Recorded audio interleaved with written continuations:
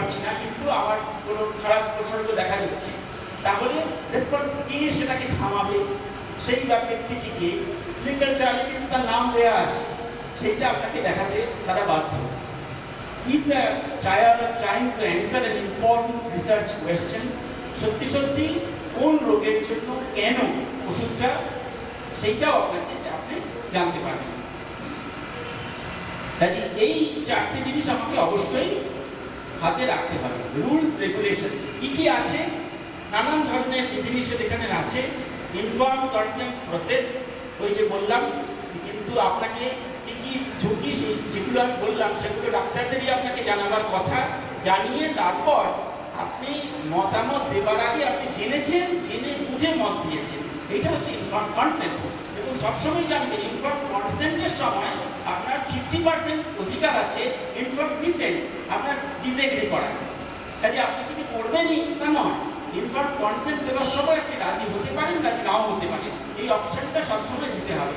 এমনভাবে আমাদের সঙ্গে কনসেন্টটা নেওয়া হয়, মনে করা হয় এটাই একমাত্র, এইটাতে আপনি রাজি হলেন না, আপনি একটা অপরাধ করেছেন, এইটা আপনি মনে করবেন না। ইনফর্ম ডিসেন্টেরও আপনার ইকুয়াল রাইট থাকবে। এবং কেয়ারফুল রিভিউ হবে, সেটা কিছু বিজ্ঞানী, চিকিৎসকরা পুরো করতে পারেন না, এখানে নানান রকমের বিজ্ঞানের দিক আছে, বিজ্ঞানীদের এখানে যুক্ত হতে হবে। এবং আইআরবি ইনস্টিটিউশনাল রিভিউ বোর্ড একটা থাকবে, একজন ডাক্তার করতে পারবেন না, কয়েকজন মিলে, কারণ সংস্থা এখানে জড়িত থাকতে হবে, ব্যক্তিগতভাবে তো কোনো ডাক্তার করতে পারবেন না, কাজেই সংস্থা জড়িত।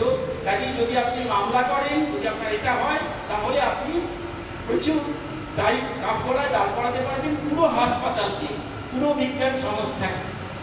কাজেই এইটা হচ্ছে আপনার অধিকারের জায়গা। তাই ইনস্টিটিউশনাল রিভিউ বোর্ড থাকবে, তাদের ongoing monitoring of trial IRB করবে, এবং তারপর ডেটা সেফটি মনিটরিং বোর্ড থাকবে।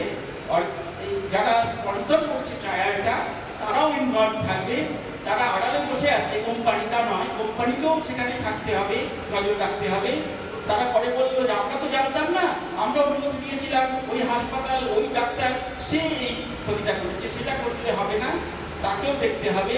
এবং একটা রিসার্চ টিম থাকবে পুরো ব্যাপারটা, এইটা হচ্ছে করবার কথা।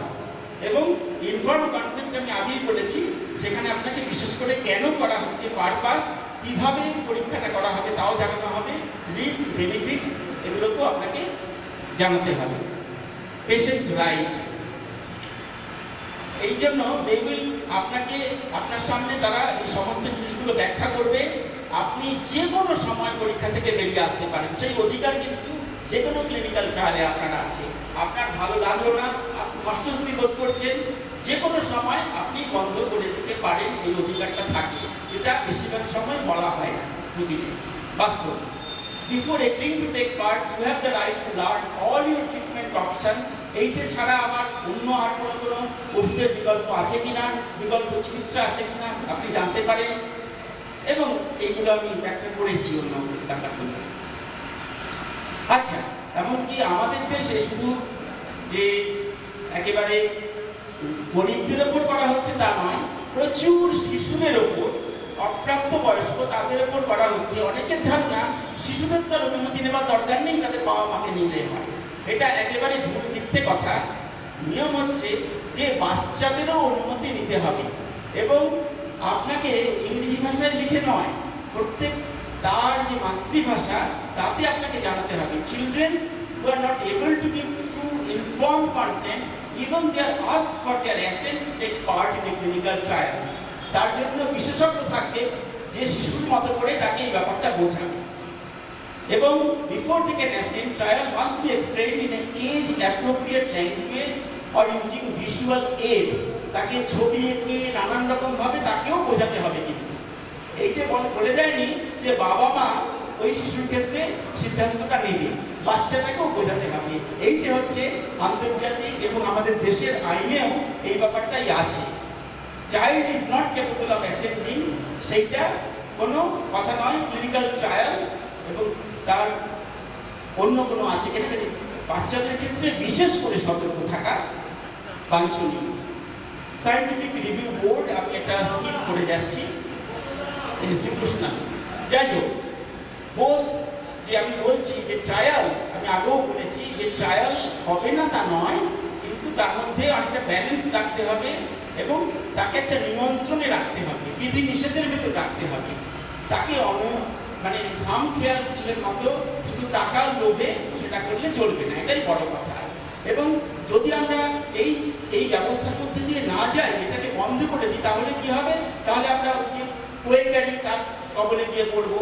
কাজেই হাতুড়ে চিকিৎসার হাত থেকে বাঁচার জন্য, সত্যিকারের ভালো ওষুধ পাওয়ার জন্য আমাদের কঠিন হলেও এই পরীক্ষাগুলোর ভেতর থেকে যেতে হবে। মেক শিওর দি ড্রাগস হেলথ বেনিফিট আউটওয়ে দেয়ার রিস্ক।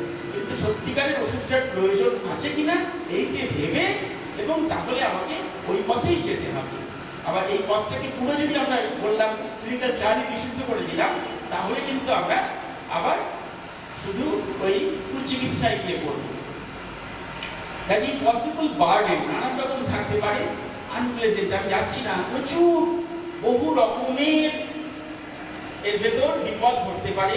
এটা একটা জটিল ব্যাপার, সেই জন্য এত ধরনের মানুষকে এর মধ্যে ইনভলভ করা হয়েছে। এইটা শুধু বিধিনিষেধের জন্য করা হয়নি, আসলে প্রক্রিয়াটা মানুষ যেহেতু জটিল, দেশকাল ভেদে নানান ধরনের সমস্যা আসতে পারে, সেই জন্য একজন নয় বহু মানুষকে এর মধ্যে ইনভলভ করা দরকার। এটি হচ্ছে বড় কথা। আরেকটা খুব ইম্পর্টেন্ট কথা, অনেক সময় কি করা হয়, পরীক্ষাটা করা হলো, তারপর আপনাকে ছেড়ে দেওয়া হলো। মানে তার আগে আপনাকে ওই চকচকে হাসপাতালে নেওয়া হয়ে গেছে, যে পরীক্ষাটা হলো, আপনি কিছু উপকারও পেয়েছেন, বলা হলো আর তোমাকে এখন দেওয়া হবে, তুমি ঠিক হয়ে গেছে। আপনি ঠিক হননি, আপনি দেখছেন। এবং হয়তো কেননা ওদের ওপর যে বলা হয় যে ওষুধটা যখন যে আপনাকে আসলে বিনা পয়সায় দেবার কথা, আপনার বেশিরভাগ ক্ষেত্রে রুগীরও কিছু টাকা পাওয়ার কথা।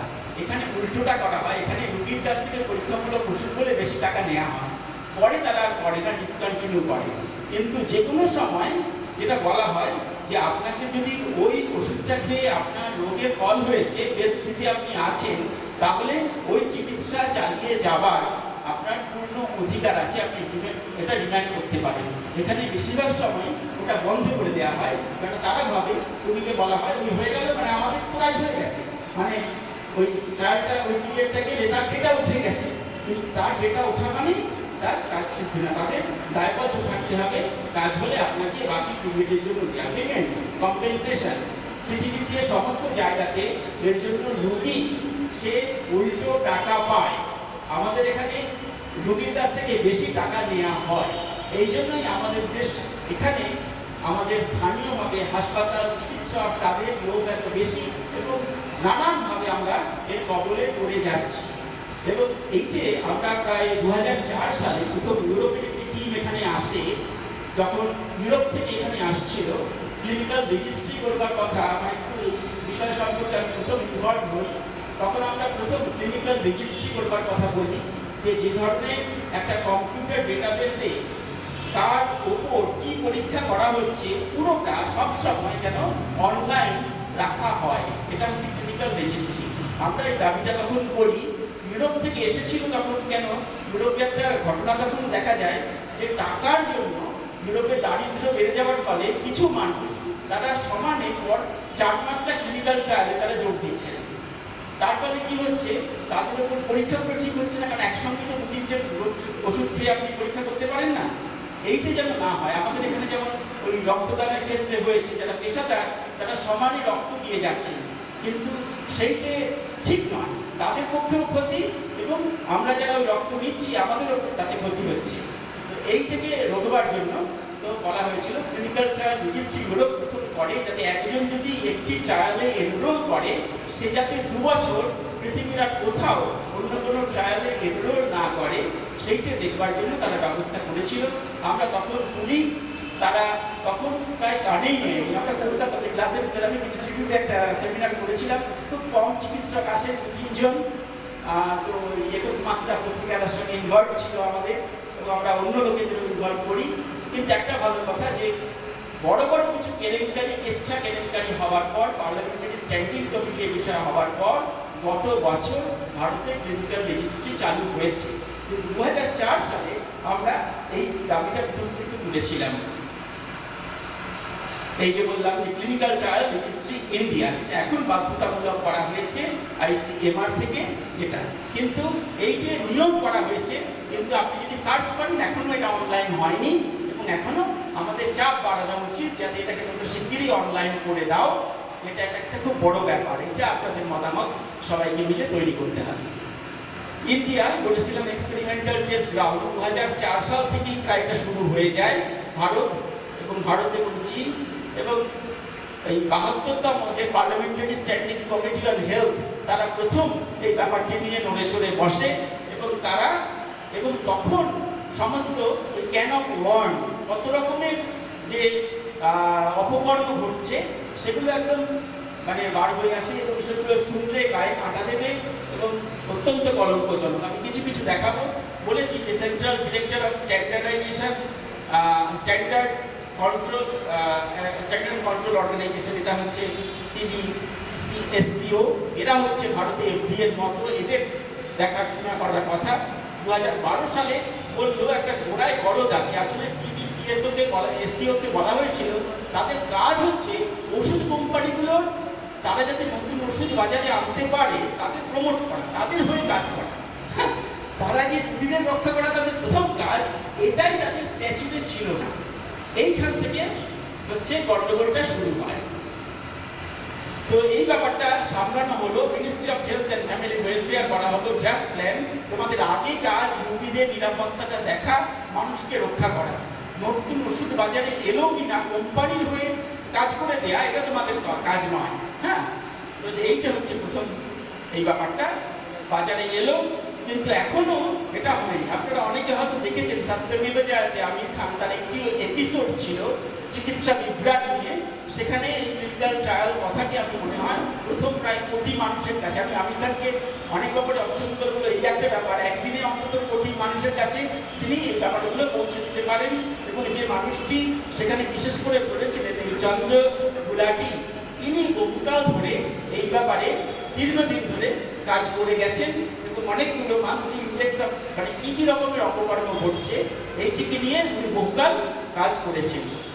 গ্লোবালাইজ মার্কেট CII রিপোর্টে কি বলছে, 2005 সাল থেকে আমি বলছি, তখন বলা হয় যে ভারতবর্ষকে এটাকে দারুণভাবে প্রমোট করা হয়। বলা হয় যে এইটা একটা খুব বিশাল, মানে FDI আমার ক্ষেত্রে যেরকম বলা হয় যে আমাদের 60% ফেস টু ফেস ট্রায়াল ভারতে এসে যাবে, এটা একটা খুব গর্বের কথা আমাদের। অথচ কীভাবে সেগুলো করা হবে তার কথা বলা হয়নি। এবং US অ্যালাউ, সেই সময় আসলে যদি আমরা দেখি কেন হঠাৎ করে জোয়ারটা আমাদের দেশে এলো, কেননা আমেরিকা তার আগে বেশিরভাগ ট্রায়াল নিজের দেশে করতো, অন্য দেশে ট্রায়াল করলে তারা নিজেরাই বিশ্বাস করতো না। ওই সময় তারা ঠিক করলো বিদেশে পরীক্ষা করলেও সেই ডেটাটা আমেরিকায় FDA সেটা গ্রহণ করবে। এই যে আমেরিকা বললো যে ভারতে পরীক্ষা করলেও সেই পরীক্ষাটা আমেরিকায় গ্রহণযোগ্য, এর ফলে হচ্ছে পুরো বাসার দ্বারটা পাল্টে গেল। এবং তার ফলে আপনারা নজর করলে দেখবেন এই বড় বড় প্রাইভেট হসপিটালগুলোর রমরমা তখন থেকে শুরু হলো, তাদের প্রায় অর্ধেক ইনকাম আসছে এই কাজগুলো করে। কিন্তু পুরোটাই হয়েছিল FDA আমেরিকার তারা এই যে এই ডেটাটা ওদেশে আসবার, ইম্পোর্ট করবার এই রাস্তাটা তারা খুলে দিল, যাতে তারা ফিউচারে তাদের ড্রাগগুলো এদেশে এক্সপোর্ট করতে পারে। এইটি ছিল তাদের কথা। তো কিরকম আমি দুটো দেখাবো। 2004 সালে ওপরে দেখানো হয়েছে এই যে Bhopal Memorial hospital research centre, যেটা ভূপাল গ্যাস দুর্গতদের জন্য করা হয়েছিল। এত লজ্জাজনক কথা যে ভূপাল একটা কলঙ্কজনক ব্যাপার, সেই হাসপাতালে যে রমরমা ক্লিনিক্যাল ট্রায়াল কাউকে না জানিয়ে গরিব রোগীদের উপর করা হচ্ছিল, ওই বড় ধরা পড়লো। আর আরেকটি বড়, প্রথমেই যে দুটি সংস্থা ধরা পড়লো ট্রায়ালের জন্য, আরেকটি ইন্দোরের এই মহারাজা যশবন্ত রাও হসপিটাল, যেটি হঠাৎ করে তার আয় এবং তার রমরমা খুব বেড়ে গেছিল। দেখা গেল এই দুটো জায়গায়, এখানে দেখছেন বিক্ষোভ জানাবার পর যখন হচ্ছে, ওখানকার রুগীরা কেউ জানতো না, তারা বললো আমাদের ওপর না জানিয়ে যখন করা হচ্ছে, আমাদের ভূপালের ডাক্তাররা আমরা সংগঠিত করি, তাদের জানাই যে তোমরা গিয়ে দেখো যে তোমাদের, এবং তাদের অজান্তে তারা হচ্ছে দীর্ঘদিন ধরে ওই রুগীরা ভূপালে যেত তাদের চিকিৎসার জন্য, তারা ভাবতো তাদের ওষুধ দেওয়া হচ্ছে, আসলে তাদের গিনিপিগের মতো তাদের উপর ওষুধের পরীক্ষা করা হচ্ছিল না জানিয়ে। তো এইটা হচ্ছে এই ভোপাল এবং ইন্দোর, এই দুটো সব থেকে কলঙ্কজনক ঘটনা। আমাদের এইমসের উপর অত্যন্ত শ্রদ্ধা আছে, প্রত্যেক রাজ্য কয়েকটা করে এইমস চায়। আরেকটি বড়, শুধু ওই ভোপালে হচ্ছে, ইন্দোরে হচ্ছে, গরিবের উপর হচ্ছে তা নয়, এইমস হাসপাতাল দেখা গেল যে একটা বড় এই চক্রের পীঠস্থান। এবং টাইমস অফ ইন্ডিয়া 18 আগস্ট 2008 থেকে তুলে দিচ্ছি, একটা আরটিআই করা হয়েছিল, দেখা গেল ক্লিনিক্যাল ট্রায়াল বাচ্চাদের উপর করা হয়েছে কোনো কিছু না জানিয়ে। আসলে এইটি যিনি রাহুল ভার্মা, যিনি আরটিআইটি করেছিলেন, তার প্রথমে কিভাবে আসে নজর পড়ে, আমি তার সাথে কথা বলেছি। তো কিভাবে এলো, প্রথম ওরা হঠাৎ করে দেখলো যে এইমসে কিছু কিছু বিভাগে, বিশেষ করে বাচ্চাদের বিভাগে, তারা সত্যি সত্যি কোনো রুগী গিয়ে ভর্তি করতে পারছে না, বাবা মা সবসময় বেডগুলো ভর্তি দেখছেন, এমনকি বড় সুপারিশ মন্ত্রীদের নিয়ে এলেও তারা পাচ্ছেন না। এইরকম কারণ ভাবলেন রুগীর বেডগুলো ভর্তি কেন, ভেতরে গিয়ে দেখলো খুব গরিব রুগীরা গ্রামের, তারা সব ভর্তি হয়ে আছে।